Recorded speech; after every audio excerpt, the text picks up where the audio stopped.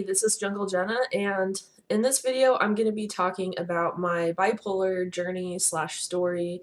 So, pretty much this entire year, I've been focusing on getting well and recovering, getting stabilized on the right medication. The bipolar diagnosis was new for me. It happened probably about 4 or 5 months ago. So since then, I've just been trying to catch up, been trying to redefine myself, or I guess try to understand myself in a different way. I've been planning this video for a while, and I'm still like not completely sure how I want to go about it, just because I have an art channel, but art has played a really big role in my mental health and my recovery. So I feel like it's something that's really important to mention, especially since the graphic novel that I'm working on, which is based on the Hades and Persephone myth, that's been something I've worked on this entire year and has really given me a sense of purpose and a goal to work towards, through my worst moments. So I guess I'm going to start like as kind of a Q&A. Like I wrote down a few questions for myself to answer just to keep myself on track. So, what was my life like before I was diagnosed with bipolar disorder? So, basically, my sleep schedule has always been all over the place. Like ever since I was a little kid, I've never been able to actually have like a normal night of sleep. And for me, staying up all night, staying up super super late every single night, working on art projects, or just being completely wired in general and jogging in place to music. That's something that my family has known about me forever, and I just kind of accepted it as part of myself. Um, Over the course of the last 5 years or so, it's definitely gotten worse, just in terms of my mood and my ability uh, to regulate my mood. I'm bipolar 2 rapid cycling, so I can change mood. I can change moods very quickly. Before I was diagnosed, people kind of looked at me as being um, kind of like a ticking time bomb. Like they never really knew what to expect from me. That's my dog, by the way. So anyway, uh, my friends and family just described me as someone who was very extreme, that there was no real place in the middle. I was either to one extreme or the other. And then just my moods themselves, I was either super giddy, happy, or completely wired, or I would be extremely agitated and blowing up just at the tiniest little thing, or I would be so depressed that I could barely leave my bed and I would cry for days at a time, and I just accepted that as part of my reality. So, over the course of the last year, I've been hospitalized several times just because my rage episodes, especially for me, were really, really bad. And they were getting worse as time was going on. So I ended up in the hospital um, like about a little over a year ago, and the attitude that I had at that time was that there was nothing wrong with me and that I didn't need to be there. And so I just said whatever I needed to say to get out of the hospital. So I was out after 3 days. But over the course of the last year, my rage episodes have just gotten worse. My self harming has gotten worse. And with rage episodes, I'm still trying to understand, like, because I can't tell if it's a rage episode or it's a mixed episode, or when I'm having a rage episode, I'm learning to tell whether I'm manic or I'm depressed. And with bipolar 2, which I have, like, you're supposedly not, like, you only really get hypomanic and you don't reach the point where you go fully manic. And I would have to disagree just for me because I feel like I go manic.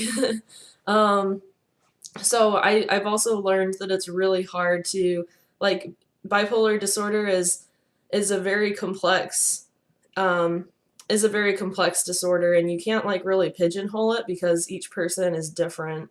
But I did find that when I was in the hospital that I had the most in common with people who were bipolar, um, as opposed to people who suffered strictly from just depression or just anxiety. And even though those people were plagued by those illnesses, they the struggle was different. Like I didn't I could relate to aspects of how they felt, but I couldn't relate to their experience as a whole. My puppy keeps getting into trouble. She keeps like getting into things, so I have to stop filming and go see what she's up to. Um, But in terms of how I was diagnosed, so my rage episodes just continued to get worse. And when I had rage episodes, I guess, depending on whether I was manic or depressed, I've heard that the differentiation is that when you're manic, you lash out on other people. When you're depressed, you take it out on yourself. And so I had instances of both. And then also to probably like the mixed episodes where you feel both manic and depressed, which is an extremely uncomfortable, it's like the worst feeling ever. I would say that those are the worst episodes to have. So, how I was diagnosed. Back in April, I initially came to my mom um, telling her about my OCD because I've suffered from OCD since I was 6 years old, but for a long time I didn't know what it was, and I just thought that I was crazy. But then when I was 21, I read in a psychology book about it, and I was like, wow, that is me exactly. So I kept it a secret from my family for a long time though, because I have more like of the pure obsessional OCD where it's you experience more like intrusive thoughts, and so I have harm OCD, which is very easily misunderstood. And so initially that's what I came to my mom about. I said I really need specialized treatment because I've been suffering with this for a really long time and I need help. It's getting to the point where it's too much for me to try to handle on my own. So I got into a psychiatrist, and after just a simple, they didn't give me any formal assessment. It was just a conversation I had with them. They said that I was depressed and I had anxiety, and they gave me Prozac. But then the longer that I was on it, the more agitated and aggressive I felt. And then the day that I went up on 20 milligrams, the first part of the day, I was like high as a kite. I was singing, jogging in place. I was talking super fast. I was in a really, really good mood. But then as my mood was starting to cycle, then I started um, crying uncontrollably. My hair used to be down to here, but then I chopped all of my hair off because I was so depressed, and I was taking it out on myself. And I started to cut myself and punch myself really hard in the face and on the legs, or on my legs. And then my mom ended up finding me, and she took me to the hospital, and I voluntarily went with her because I felt like I really needed help. And that's when I was diagnosed with bipolar disorder. Um, but I was like completely floored when they gave me the diagnosis. And I at first thought that they had gotten it wrong. I was like, no, I don't have bipolar disorder. Like, that's not true. But then when I started to read a lot more about it and research, when I started to kind of piece everything together, I realized that it did make a lot of sense. So now that I had this diagnosis, the trick was trying to get stabilized on the right medication. And some of the earlier medications that I was on created a lot of problems that just ended me back in the hospital. And then at that point, I was in the hospital for 5 weeks.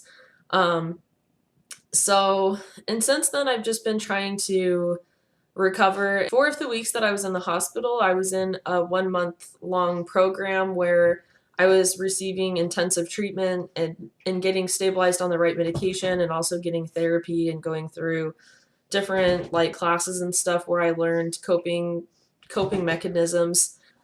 I've been out of the hospital for about 2 months now, and when I first got out, I was having tons of problems with my medication.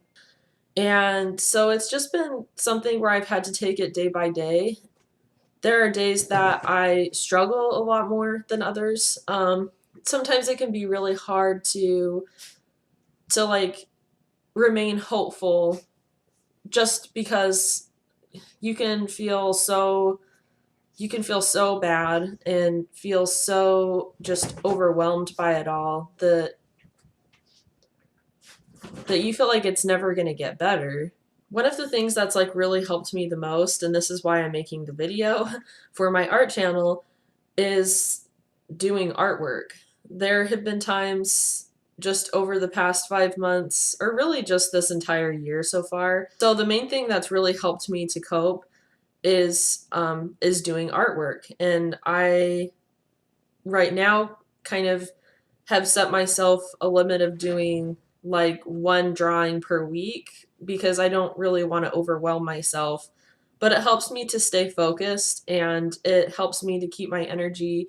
And when I do draw, I kind of venture outside of my house so that way I don't get socially isolated and um, I kind of try to use it as an opportunity to meet other people. It's really helped me to work through, especially like those times where I feel really depressed and hopeless. It kind of gives me a sense of like purpose and hope for the future.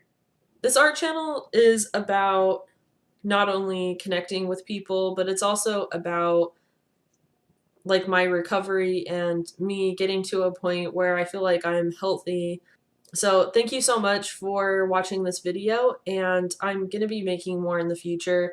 I just wanted this to be mainly about what my life was like before I got diagnosed, how I was diagnosed, and then just what I've been doing since then. So again, thank you for watching, and don't forget to like and subscribe.